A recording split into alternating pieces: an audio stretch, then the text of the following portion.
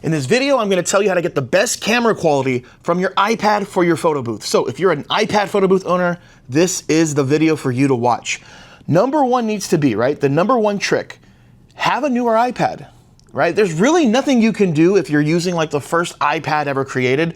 The front-facing camera on that iPad is gonna be absolute trash. So having a newer iPad has to be number one. Number two, add more light.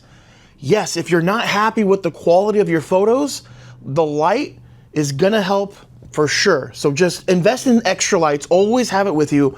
I'm not saying you'll always need it, but there might be a chance where you have a client that wants you to put the photo booth 10 feet back, and at 10 feet back, the light from the ring light's not gonna be enough, so you might wanna have extra lights, right? Since we're talking about distance, I think it's the golden rule needs to be keep your iPad photo booth no more than 5 feet away from your backdrop. So if this is your backdrop, this is your booth, and it's 5 feet, the ring light and whatever extra lighting you're gonna use is gonna be, it's gonna work.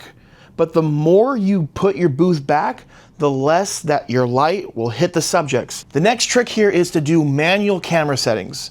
So your software should allow you to either do automatic or to do manual settings.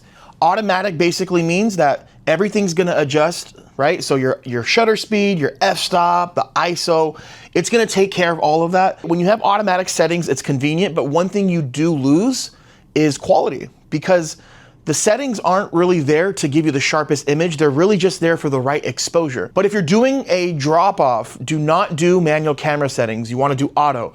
But if you're gonna be there, I highly recommend you guys take the time to learn photography and then do manual settings. You'll get the best, crispiest photo this way. And this last little trick here sounds like a simple one, but clean your camera on your iPad.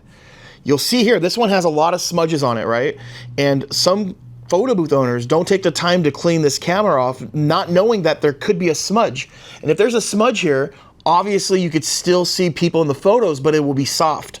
And this is a thing that my wife is always telling me, because sometimes I'm in a rush, I might touch the iPad, and there's been plenty of times where I forgot to clean this and the photos have like a softness to it. So always make sure this is cleaned. So these are just some tips and tricks that I've learned, things that we use to make sure that we're getting the best quality. Before we end this video, I wanna show you guys some photos that we've taken with our own photo booth, right? The Deluxe Duo iPad LumaBooth, and just show you what's possible. So let's go ahead and roll these photos, and then I'll see you at the end. This is taken from my photo booth. These are photos from my photo booth. These are photos from my photo booth. Wow. Thank you so much for watching, and as always, make sure to follow us and go to photobooth101.com to get your iPad photo booth equipment and everything else that you need to get going. Thank you for watching. God bless. See you soon.